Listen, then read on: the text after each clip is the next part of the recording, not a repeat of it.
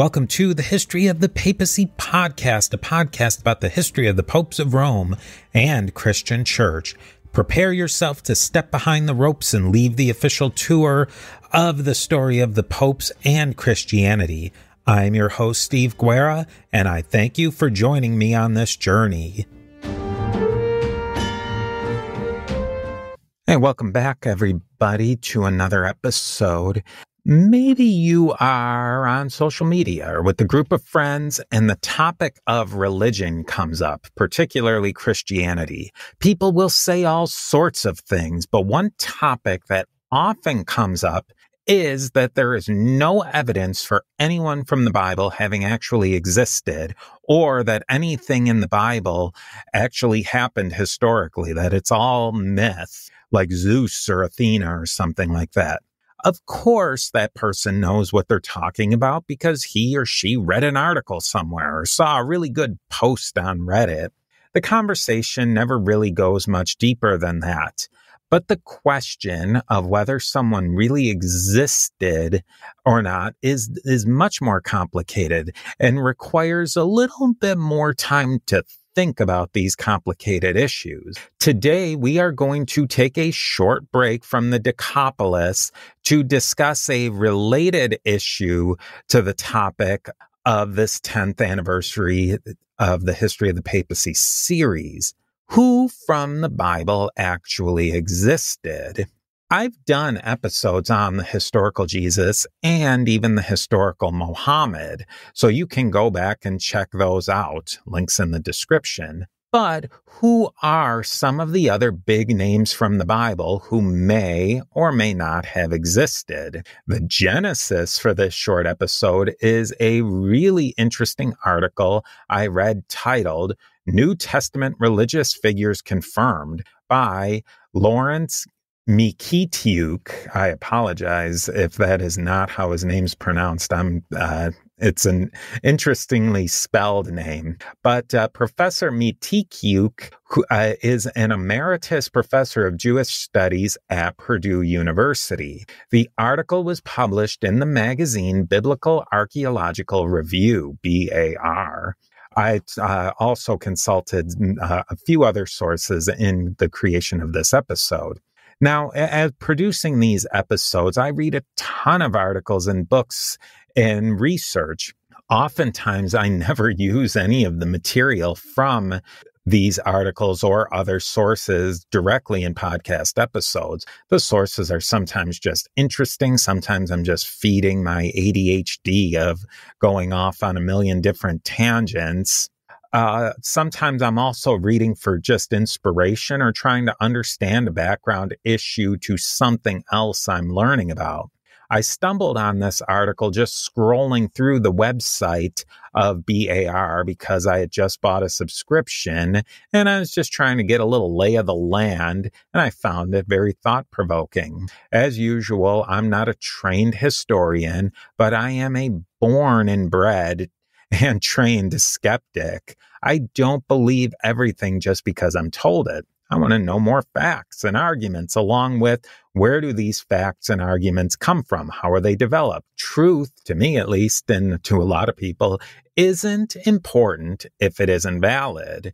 And valid arguments aren't important if they aren't based in truth. So this article really got me thinking about what people from the Bible existed, but also what is the evidence of their existence? What is the background and the proof that they existed? So how can you prove someone existed? You can prove you exist pretty easily, right? I have a state-issued identification that says who I am. I have a birth certificate. I have dozens, hundreds of people probably who can vouch for who I am. The people out there in the world, you out there, have heard my voice, seen me on YouTube, and I've even met several of you people out there in person. I've corresponded with you in emails. But is that enough? Do I exist? Does any of the evidence that I've given prove my existence? These are all just clues to my existence. As René Descartes said, I think, therefore I am. That's all very high order thought on existence, though. The more important question is how to prove or show if a person in the past actually existed, at least with as much certainty as possible. Then, after you think you've proven that someone existed, how do you prove that the person existed in the way that you think they did? I was thinking of a lot of examples of this.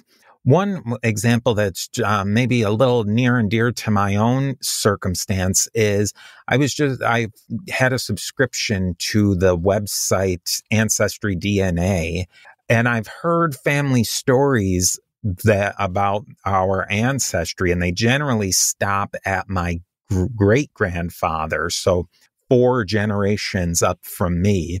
Through just poking around a little bit in Ancestry DNA, the family lore was that my great grandfather came from the old country and had sort of old country ways. But that's not exactly the evidence that came through in the Ancestry DNA documents that were available on other people's family trees. Now I start to ask questions. Is this the same person? Are these documents accurate? Are these documents attached to the person who I think they are? Then, interestingly enough, I learned that he did come from the old country, but he was very young when he came from the old country. On top of that, it looked as if his father, so my great-grandfather times 2, died when my great-grandfather was very young. And then his mother died when he was in his late teens. That gives you a very different perspective on this person who I'd never met, but only had heard some family lore about. And it also shows that how difficult it can be to really get your hooks into the existence of someone who was known by people that my entire family, my father's generation and above, people I've spoken to extensively and spoken to about these people, they never even heard of or spoke about that my times 2 grandfather. That's how difficult it is to just track down things that are not that long ago, within 125 years, not that much time or less. Now, here's an example of someone who historically, and that we're all familiar with, who certainly existed, but may not have been the person we think he was. William Shakespeare. You're going to say that I'm nuts here. A lot of you are going to say you're nuts. Some of you might be nodding your head. With Shakespeare, we have birth certificates, death certificates, records of his children, I think for just his daughter, and then legal documents associated with him. But there is a very controversial record whether he actually wrote all, some, or any of the plays associated with his name. At least with Shakespeare, there is both physical and textual evidence to support his physical existence. The debate is whether he did what we believe he was supposed to have done. So that with Shakespeare, it's a little bit closer to our times. But if we take another example that's even further back, you can look at the author of the Iliad and Odyssey, Homer. There isn't any physical or archaeological evidence for support of that Homer existed. And there's really only mentions of him in a few other textual sources that are close to his time, but not quite at his time. The further we go back in time, the more difficult it can be to trace these threads of evidence to whether someone actually existed or they didn't. We really need both textual and physical or archaeological evidence to show if someone existed. We also need a set of criteria in which to evaluate that evidence. Steve here. We are a member of the Parthenon Podcast Network, featuring great shows like James Early's Key Battles of American History podcast and many other great shows. Go over to parthenonpodcast.com to learn more. And here is a quick word from our sponsors. In his articles for the BAR, Biblical Archaeological Review, Professor Emeritus MacLeod lays out 3 criteria that are based on textual sources and evidence. He's not paying so much attention to archaeological and physical evidence. And really, in most cases, they're awesome to have, but they're really the most ephemeral, especially the further you go back in time. So here's the criteria laid out by the good professor. 1, the sources are legitimate, not forgeries, not pseudo-epigrapha. This would really need criteria as well, but the author of the article uses widely accepted textual sources, so nothing way out of left field. Second criteria, the time and the place of the person must match the time and a place associated in all texts. I take this as it has to be clear the person isn't helicopter dropped into a text by an author into a setting which they clearly don't fit. And this likely traces back to the authenticity of the text. And then number 3, it is clear in the text that the person from the Bible isn't getting confused or melded in with somebody else. So who has been confirmed to actually have existed from the Bible? Through extensive research, Professor MacLeod and the Biblical Archaeological Review have a list of 83 people mentioned in both the Old and New Testaments that they believe have been confirmed as actually existing. They have 53 people from the Old Testament, and then from the New Testament, 30 people. 23 of them are political, meaning non-religious figures like Roman emperors, and then 7 religious figures from the New Testament. And then 7 religious figures from the New Testament. With that said, here are the 7 people that this professor believes have been confirmed from the New Testament. There's Jesus, Gamaliel the elder, John the Baptist, James, the brother of Jesus, Agnus, son of Seth, Caiaphas, and Ananias, son of Nebadios. Interestingly, the one person who almost certainly did exist but isn't on the list is the Apostle Paul. Even though most scholars agree Paul did exist, there aren't any contemporary attestations to him in any non-Christian sources. In my opinion, and in many scholars' opinions, so I'm kind of just parroting what they say, a person, definitely named Paul, definitely wrote a number of letters as early as the early mid-1st century AD, but beyond that, we really can't triangulate more about Paul from any outside sources. Now, of that 7, each of these people have been attested in multiple textual sources. The main sources are the Christian writings of the New Testament, Jewish writings, particularly the Mishnah, and then that great treasure trove of historical facts, the writings of Josephus. Each of these sources has pluses and minuses. Each of these sources have trustworthy elements, but they also have problems. So let's discuss them quickly, and we'll start with the New Testament. The pros of the New Testament include, historically speaking, most were written very close to the events that they depict. The letters of Paul are on the early side, written within just a few short years of the time of the historical Jesus, maybe as little as a dozen years. The Gospels and the book of Acts are as close as a few decades later, maybe as close as 40 years, maybe a little bit outside of that, depending on the text we're talking about. So for that time period and those historical circumstances for what was for a long time an illegal sect and illegal religion, those are pretty darn close to being contemporary records. Just as an example, the closest written work to the life and times of Muhammad are at least 200 years later. Now, there's the cons to the New Testament. Even a few decades later is enough time for some myths and legend to sneak into the narrative. The Gospels are written as narratives, but not necessarily historical narratives. That wasn't their intended purpose. They are religious documents describing the religious acts of their founder.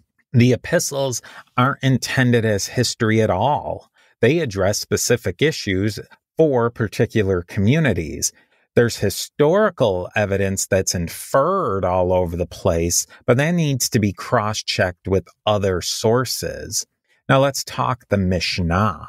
The Mishnah is a set of post-Second Temple destruction, early rabbinical, maybe even proto-early rabbinical Jewish writings.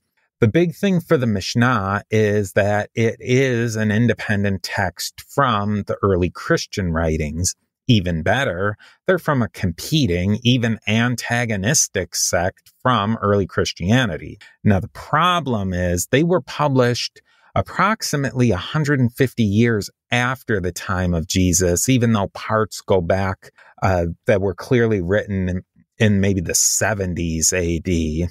Again, the Mishnah is primarily a religious document, and the intention wasn't to be historical. It was intended to be a discussion on the Torah and other issues, and discussion amongst these rabbis or these masters or of learning and teaching. Now we get to Josephus's writings. In many ways, Josephus is the gold standard of histories from this time. He was actually trying to write history. Josephus's books are not without their problems, though, on several levels. He was not writing unbiased history. That really wasn't a style back then to be spoken of. Josephus definitely had a particular slant on events. That isn't necessarily a problem in this case, though. A problem is that there are scholars who believe later copyists of Josephus's work added material to Josephus to sort of bump up the Christian content. So sort of take that as a little grain of salt, but at least the professor in these articles is taking that as taking Josephus on his word. Let's take a look at a few of these people and see what the text says about them and their historical authenticity and existence. We'll skip Jesus because the historical Jesus is a topic we've gotten into before, and it's way too big for today. Now, two interesting people mentioned in the article are John the Baptist and James, the brother of Jesus. These are people most tied to the Christian movement on the list besides Jesus himself. Both were written about extensively in the New Testament. John the Baptist is in all the Gospels. His story is quite consistent, too. James, the brother of Jesus, is in the book of Acts and in Paul's letters. They are both written about in Josephus as well, and not just throwaway lines either. They get a lot of coverage in them. John the Baptist almost certainly had a sect that lives on to this day that called the Mandeans.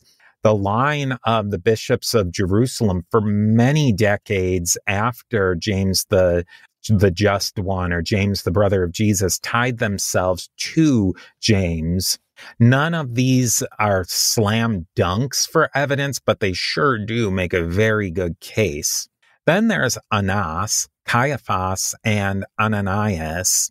They were three high priests of the Sanhedrin, or this leader of Jewish priests who were basically in control of the religious life in Judea at that time.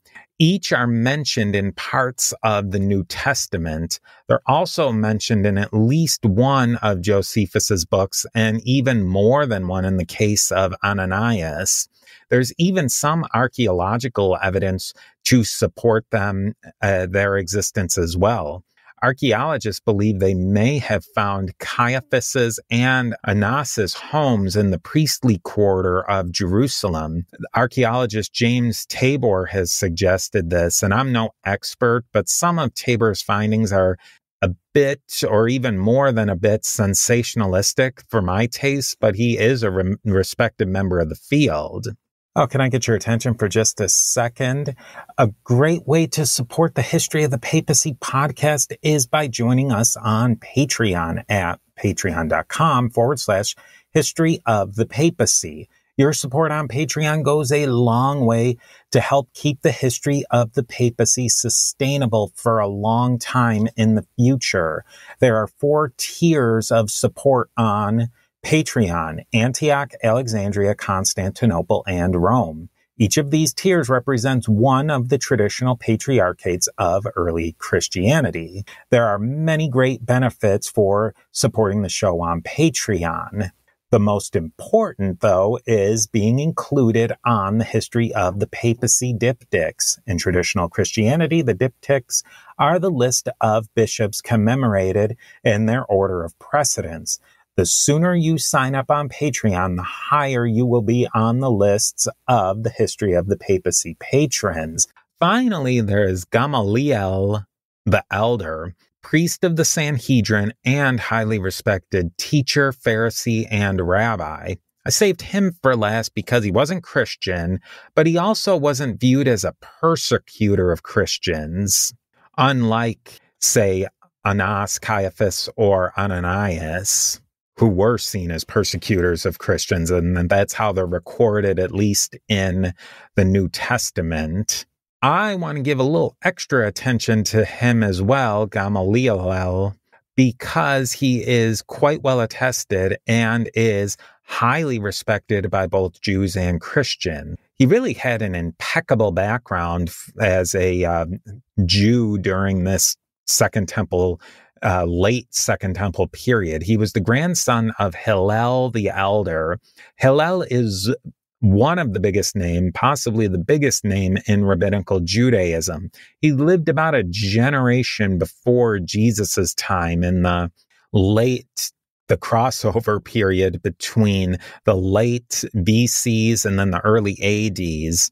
His message, he's contemporary more or less to Philo of Alexandria, although Hillel lived in the Judea-Palestine region and Philo made his name in Alexandria. And those are 2 guys that are very interesting comparison and contrast, which that just came to me right now. So we maybe look for a short episode comparing and contrasting them. Back to Hillel himself, his message almost certainly highly influenced the thinking going on in the times of Jesus. You think of the times of Jesus, there's really this push and pull between radical action against Rome, but also the message of Jesus that's very much about peace and love and loving your neighbor. That stuff comes from Hillel. The more radical elements come from other people, but you can see how all these different thought streams are coming down into this one time period. Gamaliel, grandson of Hillel, is said to have been Paul's teacher and presided over a tribunal against several of the apostles. According to Mikitiuk, I'm just murdering this guy's name all over the place, but please forgive me. All the stars align for the author of this article under Gamaliel. The accounts of him in the Mishnah, the New Testament, and Josephus, they just all make sense. There isn't any huge problems in the text as far as biographical items go, timing or anything like that. And then Gamaliel is just such a fascinating character, and he really does deserve his own episode, or at least something. Go out and read up on him a little bit in the New Testament and then in some of the other sources, because he really is a person who I think maybe he gets cast to the side a little bit by both Jews and Christians because he's a good guy for all of the above. Maybe we should focus more on him to bring everybody together and let's just all get along. Hopefully, maybe people will take that advice. Maybe they won't. We could get into so many different issues with all of this. There are literally dozens of more people mentioned in the New Testament that we could examine their historicity. I think this is a fascinating topic. More importantly, it gets us to the development of the earliest Christianity. We can start to separate history from myth, from legend, if that's truly possible. And then in the end, just learning more about these people is just fun too. It's, for me at least, and I hope for you, it's fascinating. I love to learn more about this time period and these people. Now, I'm having fun making these episodes for the 10th anniversary special series. But that being said, I'm already starting to work on developing ideas for the next series or two of the podcast. What would you love to hear in an upcoming series? Would you like me to go back to a narrative of a certain time period? Would you like me to take a subject and run with that? I have a couple of ideas on topics that maybe could be covered, but there's also a few periods I'd love to do a deep dive into. So I'd love to hear your ideas. Reach out to me on email and social media, anywhere that you can get out, reach out to me. And with that, I will talk to you next time.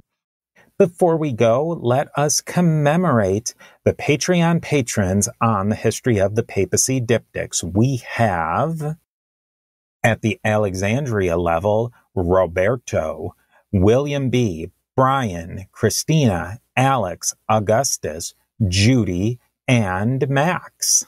At the Constantinople level, we have Dapo, Paul, Justin, Lana, John, Steve, and Sean, who are all magnificent and reaching that ultimate power and prestige, that of the See of Rome. We have Peter the Great, Amma the Great, Geoffrey the Great, Frederick the Great, and Jim the Great. With that, I hope you've enjoyed this piece of the mosaic of the history of the popes of Rome and Christian Church.